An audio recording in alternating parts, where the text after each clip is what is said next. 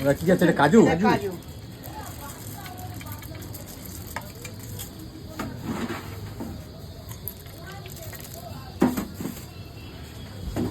এখানে ক কেজি আছে? কোনটা? এটা আপনার 18 থেকে 15 কিলো হবে এই মালটা। কাজু কতটুকু গেল এর মধ্যে? এর মধ্যে 1 কিলো কাজু যাবে। 1 কেজি কাজু গেল। এবার কি আছে এটা? এটা সি ঘি। ঘি যাচ্ছে, দেশি ঘি। হ্যাঁ, সি ঘি। সি ঘি। হ্যাঁ। আচ্ছা সি ঘি মানে বুঝলাম না, এটা একটু খুলে বলুন আমাদের। এটা হচ্ছে আমাদের অন্ধের সি ঘি।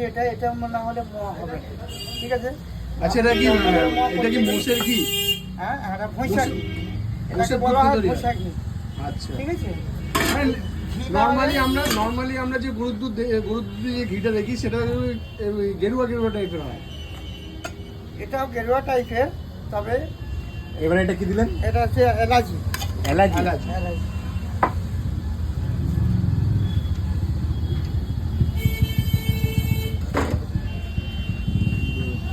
ওয়াও, এটা কি যাচ্ছে? এটা হচ্ছে রাতের নলের গুড়। এটা আপনার যেটাকে বলা হয় খেজুর রসের যে নলের গুড়টা ধরে সেই গুড়টা। হ্যাঁ, সেই গুড়টা। এটা রাতের নলের গুড়।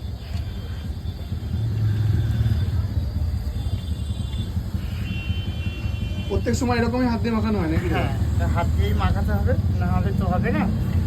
এটা হাতে দিয়ে মাখানো হয়।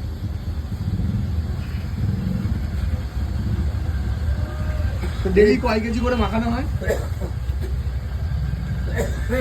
কি বলছেন? বলছি ডেইলি ক কেজি করে মাখানো হয় এরকম? আমার এখানে 400 থেকে 500 কিলো মোয়া রেগুলার মোয়া বাড়ে। আর এখানে কত কেজি বললেন যেন? 500 কিলো মোয়া। এটা আমরা 15 থেকে 18 কিলো হবে এই পাকটা। হ্যাঁ, পাক হিসেবে মাল চাহিদা হবে, কারণ কোনো সময় বড় পাক হয় হচ্ছে 28 কিলো 30 কিলো পর্যন্ত পাক হয়। এটা লাগি না?